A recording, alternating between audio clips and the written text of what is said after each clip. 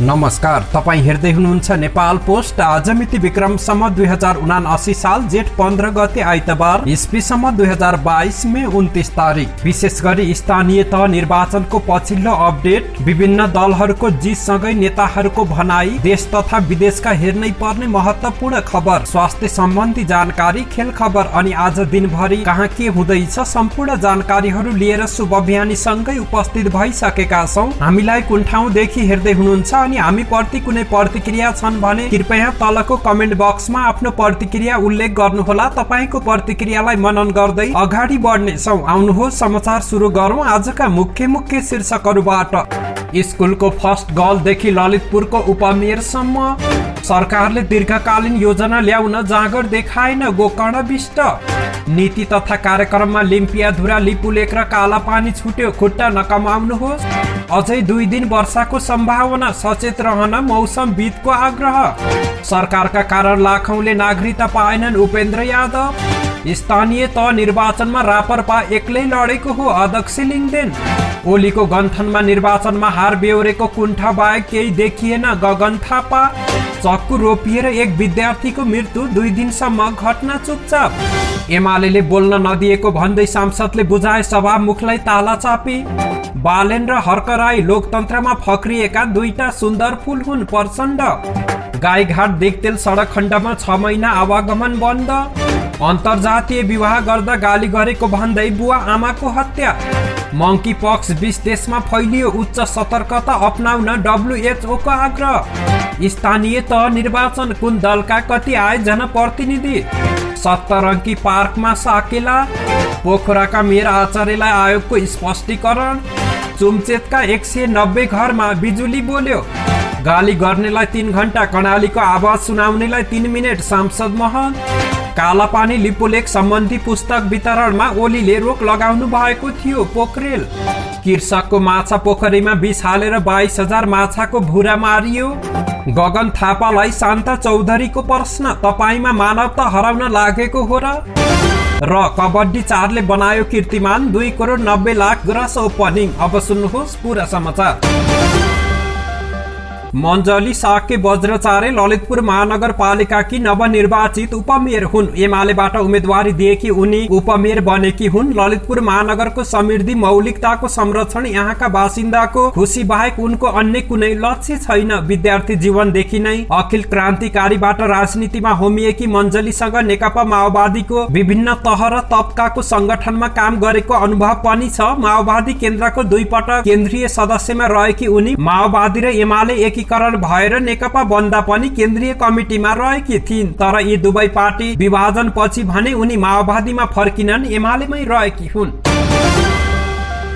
नेकपा एमालेका नेता गोकर्ण विष्टले वर्तमान सरकार दीर्घकालीन नीति तथा योजना ल्याउन जाँगर नदेखाएको बताएका छन्। प्रतिनिधि सभाको बैठकमा बोल्दै विष्टले वर्तमान गठबन्धन सरकारले नीति तथा कार्यक्रममा दीर्घकालीन महत्त्वको आयोजना समेट्न जाँगर नदेखाएको बताएका हुन्। यो चुनावी सरकार हो, अबको 5-6 महिनामा अर्को सरकार आइहाल्छ कि भनेर हुन सक्छ। उनले भने त्यही कारण सरकारले नीति तथा कार्यक्रममा नयाँ योजना समेट्न सकेको छैन। देशको अर्थतन्त्रले सामना गरिरहेको संकटको सामना गर्ने गरी नीति तथा कार्यक्रम नआएको उनको भनाइरहेको छ। नेकपा माओवादी केन्द्रका नेता गिरिराज मणि पोखरेलले सरकारले नीति तथा कार्यक्रममा लिम्पियाधुरा, लिपुलेक र कालापानी छुटाएको बताएका छन्। उनले हिजो शनिबार संसदमा भएको प्री बजेट छलफलमा सरकारले 3 स्थानको विषय नछुटाएकाले त्यसमा खुट्टा नकमाउन सरकारलाई अनुरोध गरे। त्यसैगरी नीति तथा कार्यक्रममा अन्तर मन्त्रालय समन्वय कसरी गर्ने भन्ने विषयमा समेत उल्लेख नभएको पोखरेलले बताए। यसका साथै सुर्तीजन्य वस्तुको प्रयोगका विषयमा समेत सरकार चुप बसेकाले उनले गुनासो गरेका छन्। यसबाहेक कृषि क्षेत्रमा देशलाई आत्मनिर्भर बनाउने, माटो परीक्षण गर्ने, सिंचाई सुविधा विस्तार गर्ने, उत्पादन बढाउने दशक व्यापी अभियान र स्वास्थ्य क्षेत्रमा लिएको नीति उपयुक्त भएको उनको भनाइ छ। यसैगरी विक्रमसम्म 2086 साल भित्रै दिगो विकासको लक्ष्य पूरा गर्ने विषय समेत उत्कृष्ट रहेको पोखरेलले बताएका छन्। जल तथा मौसम पूर्व अनुमान शाखाले नेपालका विभिन्न भूभागमा अझै 2 दिन वर्षा हुने भएकाले सचेत रहन आग्रह गरेको छ। बिहीबारदेखि नेपालका विभिन्न भूभागमा वर्षा हुन थालेकोमा यो क्रम भोलि सोमबारसम्म जारी रहने मौसमविद बिनु महर्जनले जानकारी दिइन्। हिजो प्रदेश नम्बर 1 बागमती प्रदेश, गण्डकी प्रदेश र मध्य प्रदेशका विभिन्न भूभागमा वर्षा भएको उनको भनाइ छ। नेपालको स्थानीय वायु भारतको उत्तर प्रदेश, बिहार आसपासमा विकास भएको न्यून चापिय रेखा र पश्चिमी वायुको संयुक्त प्रभावका कारण नेपालमा वर्षा भइरहेको मौसमविद महर्जनले बताएकी छिन्। जनता समाजवादी पार्टी जसपाका सांसद उपेन्द्र यादवले नेपाल सरकारका कारण नेपालीहरूले नागरिकता पाउन नसकेको आरोप लगाएका छन्। हिजो शनिबार प्रतिनिधि सभामा सरकारले प्रस्तुत गरेको आगामी आर्थिक वर्ष 2079-80 को नीति तथा कार्यक्रममाथि छलफल गर्दै उनले नेपाली नागरिकलाई नागरिकता दिनुपर्ने सरकारको दायित्व पूरा हुन नसक्दा नेपाली नागरिकहरूले समस्या भोग्नु परेको बताए। सांसद यादवले सरकारले नागरिकहरूलाई नागरिकता दिन नसक्दा नेपाली नागरिकका सन्तानहरू राष्ट्रिय अधिकारविहीन भएर बाँच्न विवश रहेको उनले बताएका छन्। उनले सरकारले नागरिकता विधेयक तत्काल पास गरेर नेपाली नागरिकलाई नागरिकताको समस्याबाट मुक्ति दिनुपर्ने बताए। सांसद यादवले संघीय निजामती ऐनलाई पारित गरेर संघीयतालाई कार्यान्वयनतर्फ अघि बढाउनु पर्नेमा समेत जोड दिएका छन्।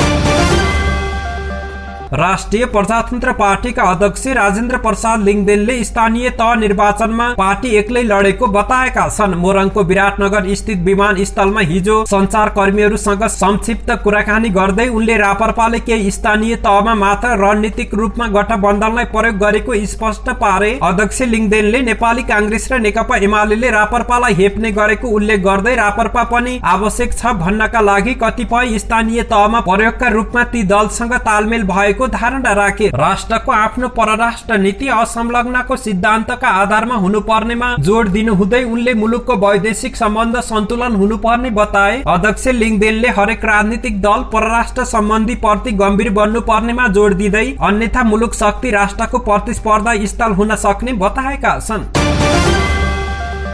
सत्तारूढ प्रमुख घटक नेपाली कांग्रेसका महामन्त्री गगन कुमार थापाले प्रमुख प्रतिपक्ष दल नेकपा एमालेका अध्यक्ष केपी शर्मा ओलीले सरकारको नीति तथा कार्यक्रममाथि संसदमा दिएको अभिव्यक्ति गन्थन मात्रै भएको टिप्पणी गरेका छन्। स्थानीय चुनावमा रन्थनिएको बेला ओलीले सरकारको नीति तथा कार्यक्रममाथि गन्थन मात्रै प्रस्तुत गरेको उल्लेख गर्दै महामन्त्री थापाले त्यसको जवाब दिइरहन आवश्यक नभएको तर्क समेत गरेका हुन्। हिजो शनिबार सरकारको आगामी आर्थिक वर्षको नीति तथा कार्यक्रममाथिको छलफलमा भाग लिँदै उनले ओलीको अभिव्यक्तिमा निर्वाचनमा हार बेहोरेको कुण्ठा बाहेक कुनै प्रश्न नभएको, विचार नभएको र असहमति पनि नभएको जिकिर समेत गरे। निर्वाचनको हारपछि रन्थनिएको बेला ओलीले संसदमा बसेर उठेर जसरी बोले पनि आफ्नो सहानुभूति रहेको महामन्त्री थापाको भनाइ रहेको थियो।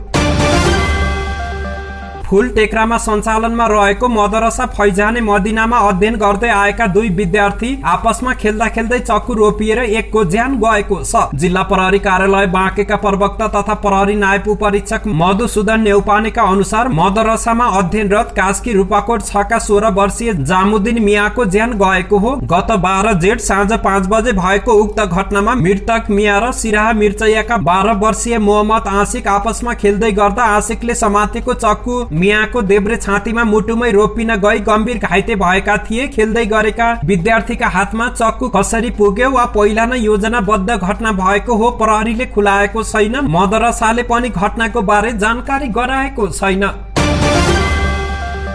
संसद बैठकमा सामान्यतया सांसदले जनताका पीर मर्का र विकासका एजेन्डा लिएर सहभागी हुन्छन्। हिजो शनिबार भने एक सांसद ताला र चापी लिएर पुगे। उनी हुन् नेकपा माओवादी केन्द्रका सांसद गजेन्द्र बहादुर महत। जुम्ला 1 का सांसद महतले सभामुखलाई उक्त ताला र चापी बुझाएका हुन्। प्रमुख प्रतिपक्ष दल नेकपा एमाले प्रति सांकेतिक विरोध गर्दै उनले उक्त ताला र चापी सभामुखलाई बुझाएका हुन्। त्यस क्रममा उनले भने हिजो प्रतिपक्षको हरकत हेर्दा बोल्न पाइने होइन कि लागिरहेछ त्रासमै थिए। म अहिले पनि ठुलो स्वर गर्ने हो भने अवरोध आउँछ कि भनेर म चिन्तामै छु। त्यसो भएको हुनाले उहाँहरूले धित मरुन्जेल गाली गर्नुहुन्छ, फेरि धित मरेपछि अवरोध गर्न खोज्नुहुन्छ, ताला लगाउन खोज्नुहुन्छ। त्यसकारण मैले ताला र चापी ल्याएको छु। सभामुख महोदय, तपाईहरू धित मरुन्जेल बोल्नुहोला, त्यसपछि हामी बोल्ने बेला ताला चापी लगाइदिनु होला भन्दै आक्रोश पोखेका थिए।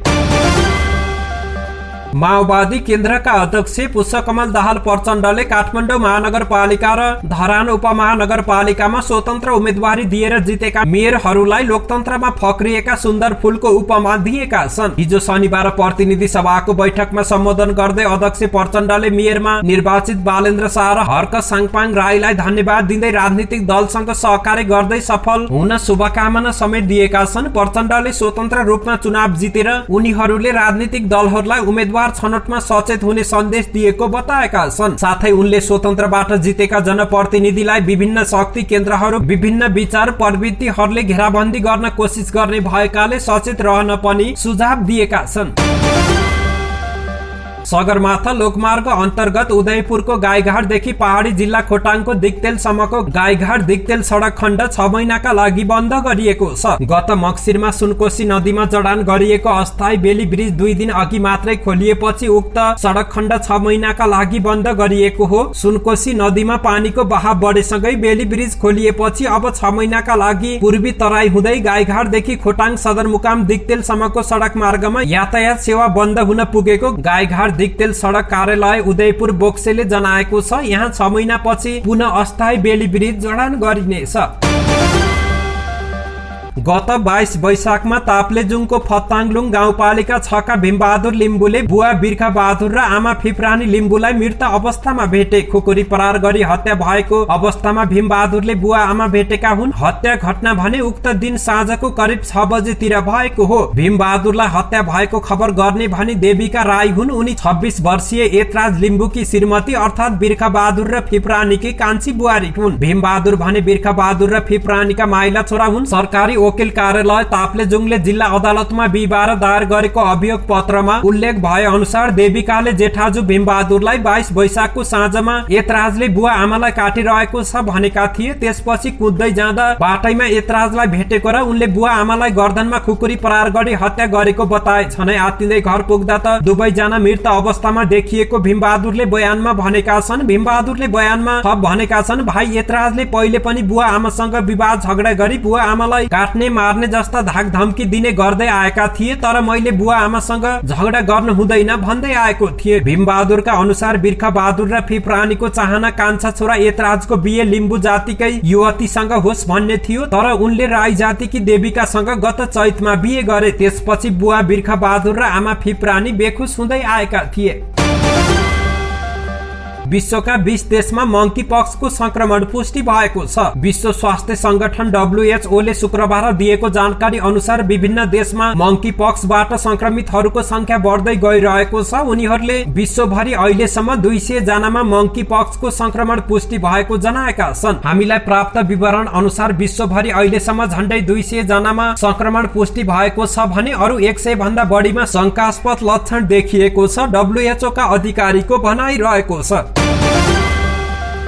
स्थानीय तह निर्वाचन सकिएको छ। गत वैशाख 30 गते सम्पन्न स्थानीय तह निर्वाचनको मतगणनाको अन्तिम परिणाम लगभग आइसकेको छ। बाजुराको बुढीगंगा नगरपालिकामा मतदान हुन बाँकी छ भने उदयपुरको त्रियुगा नगरपालिकामा मतगणना जारी छ। नेपालको संविधान 2072 जारी भएपछिको यो दोस्रो स्थानीय तह निर्वाचनमा प्राप्त मत परिणामका आधारमा खास गरी राष्ट्रिय राजनीतिक दलको अवस्थाको मूल्याङ्कन भइरहेको छ। करिब 1 वर्ष अघि मुलुकको सबैभन्दा ठूलो दल नेपाल कम्युनिस्ट पार्टी आएको फुटपछि बनेको 5 दलीय गठबन्धन सरकार स्थानीय तहको निर्वाचनमा पनि सहकार्यका साथ गएको तथा संसदको ठूलो दल नेकपा एमालेले एक्लै निर्वाचन जित्ने दाबीका बीच सम्पन्न निर्वाचन परिणाम बढी चर्चित रहेको छ। नेपालको संघीय र प्रादेशिक संसदको समय अवधि पनि आगामी मक्सिरसम्म रहेको र अबको बढीमा 7 महिनामा संसदकै निर्वाचन हुने भएकाले पनि प्राप्त स्थानीय निर्वाचनको जोड घटाउको चर्चा चुलिएको हो। यस निर्वाचनमा राष्ट्रिय राजनीतिक दल भन्दा बाहिरबाट काठमाडौँ नगर लगायत कतिपय ठूला नगरमा स्वतन्त्र उम्मेद्वारको उदयले पनि निर्वाचन परिणामलाई रोचक बनाइदिएको छ। किराँत राईहरूको महान चाड उभौली पर्व धरानको सप्तरङ्गी पार्कमा भव्य रूपमा साकेला नाचेर समाप्त गरिएको छ। किराँत राई यायोखा सुनसरीको आयोजनामा प्रदर्शन गरिएको साकेला सिली प्रदर्शनमा सुनसरी, मोरङ, धनकुटा, खोटाङ, भोजपुर, उदयपुर लगायतका जिल्लाबाट 20,000 भन्दा बढी किराँत राईहरू साकेला नाच्न उपस्थित भएका थिए। हातमा चौरीको चम्मट, ढोल झ्याम्टा बजाउँदै किराँत राईहरू गोलाकार भएर साकेला सिली प्रदर्शन गरे। विभिन्न समूहमा भेला भएका किराँत राईहरूको उपस्थितिले सप्तरङ्गी नारङ्गी पार्क खचाखच भरिएको थियो। बुद्ध जयन्ती तथा फागु पूर्णिमाको दिनदेखि शुरू भएको साकेला नाच हिजो शनिबार प्रदेश नम्बर 1 का मुख्यमन्त्रीको प्रमुख अतिथितामा र प्रदेश नम्बर 1 का सभामुख प्रदीप भण्डारी, धरानका मेयर हर्कराज राईको विशेष अतिथितामा सम्पन्न भएको छ। पोखरा महानगरपालिकाका मेयर धनराज आचार्यसँग निर्वाचन आयोगले स्पष्टीकरण मागेको छ। मेयर आचार्यले निर्वाचन कार्यालयको बदनीयताका कारण स्थानीय तह निर्वाचनमा ठूलो संख्यामा मतबदर भएको अभिव्यक्ति दिएपछि आयोगले स्पष्टीकरण सोधेको छ। आचार्यको अभिव्यक्ति असन्दर्भिक र अशोभनीय भएको भन्दै आयोगले महानगर मेयर आचार्यलाई स्पष्टीकरण मागेको हो। निर्वाचन आयोगबाट मतपत्र कसरी डिजाइन हुन्छ र मतपत्रका कुन चिन्ह कसरी राखिन्छ भन्ने जानकारी छ छैन, मतपत्रलाई लिएर आयोग र अन्य पदाधिकारी प्रति द्वेषपूर्ण अभिव्यक्ति दिनुको कारण के हो भन्दै आयोगले स्पष्टीकरण सोधेको छ। दुर्गम उत्तरी गाउँ बस्तीमा उज्यालो अभियान सञ्चालन गरिरहेको काधुरी agricultural and association British Gorkha नेपालले चुमनोब्री गाउँपालिका 6 का 190 घरधुरीमा बिजुली बत्ती सेवा प्रदान गरेको छ। चीनको सिमानामा रहेको सो वडाका विभिन्न गाउँ बस्तीका चुमलिङ चुमचेत लघुजल विद्युत आयोजनाबाट 70 किलोवाट क्षमताको विद्युत उत्पादन गरी घर घरमा बिजुली बत्ती उपलब्ध गराएको हो। आयोजनाको शुक्रबार एक समारोहका बीच उद्घाटन गरिएको छ। चुमनोब्री गाउँपालिकाका प्रमुख निमा लामा र काधुरी संस्थाका निर्देशक डाक्टर नारायण गुरुङले आयोजनाको उद्घाटन गरेका हुन्। नेकपा माओवादी केन्द्रका सांसद गजेन्द्र बहादुर महतले संसदमा कर्णालीको आवाज प्राथमिकतामा नपर्ने बताएका छन्। हिजो शनिबार प्रतिनिधि सभा बैठकमा आगामी नीति तथा कार्यक्रम माथिको छलफलमा भाग लिने क्रममा उनले कर्णालीको कुरा सुनाउन 3 मिनेट समय छुट्याउने गरेको बताएका हुन्। एमाले अध्यक्ष केपी शर्मा ओलीको बिहिबारको सम्बोधनलाई लक्षित गर्दै उनले भने, यहाँ गाली गर्नेलाई 3 घण्टा छ, कर्णालीको आवाज सुनाउनेलाई 3 मिनेट छ। त्यसो भएकाले पनि मलाई अलि गाह्रो भइरहेको छ, कसरी बोल्ने के बोल्ने भन्ने गाह्रो भइरहेको छ भन्दै महतले अभिव्यक्ति दिएका छन्।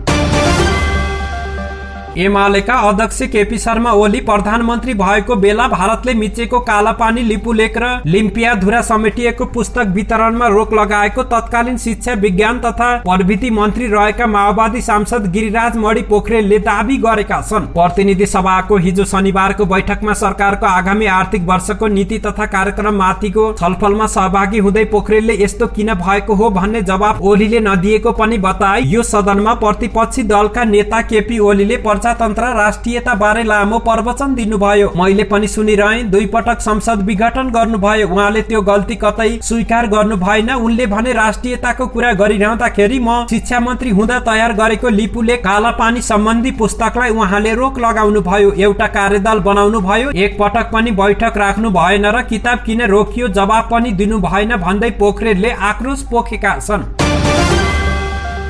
दाङको तुलसीपुर उपमहानगरपालिका 12 का एक कृषकको माछा फर्ममा 20 हालेर 22,000 माछाको भुरा मारिएको छ। 14 कट्ठामा रहेको माछा पोखरीमा शुक्रबार राति 20 हालेर 22,000 माछाको भुरा मारिएको कृषक मदन गिरीले बताएका छन्। बिहान उठेर पोखरीमा हेर्न जाँदा सबै माछा मरेर तैरिएको अवस्थामा पाएको उनले बताए। शुक्रबार राति 7 बजेसम्म पोखरीमा सबै माछा ठिक थिए। गिरीले भने बिहान उठ्दा सबै सखाप बनाइएको रहेछ। नेकपा एमालेकी सांसद शान्ता चौधरीले अध्यक्ष केपी शर्मा ओली बारे कांग्रेसका महामन्त्री गगन थापाले गरेको टिप्पणीको खण्डन गरेकी छिन्। हिजो शनिबार प्रतिनिधि सभामा सरकारको नीति तथा कार्यक्रम माथिको छलफलमा बोल्दै महामन्त्री थापाले रन्थनिएको बेला जसरी पनि बोल्दा हुने बताएका थिए। थापाले भनेका थिए, रन्थनिएको बेलामा बसेर उठेर सुतेर जसरी बोल्न दिए पनि हुन्छ, पोलिटिक कसेर बोले पनि हुन्छ, एक खुट्टामा टेकेर बोले पनि हुन्छ, अहिले हामीले सुनिदिनु पर्छ। बिहिबार नीति तथा कार्यक्रम माथि धारणा राख्दा एमाले अध्यक्ष ओली रोस्टममै कुर्सी मगाएर बसेका थिए। बसेर धारणा राखेको प्रति कांग्रेस महामन्त्री थापाले टिप्पणी गरेको भन्दै एमाले सचेतक चौधरीले मानवताको विषय उठाएकी हुन्। तपाईले आज प्रतिपक्ष नेताको स्वास्थ्यमा समस्या आएपछि बसेर बोलेको कुरालाई नकारात्मक ढंगले संसदमा विरोधाभास ढंगले बोल्दा तपाईमा पनि गठबन्धनको मोहले मानवता हराउन लागेको हो कि भन्ने भान भयो, चौधरीले सामाजिक सञ्जालमा लेखेकी छिन्।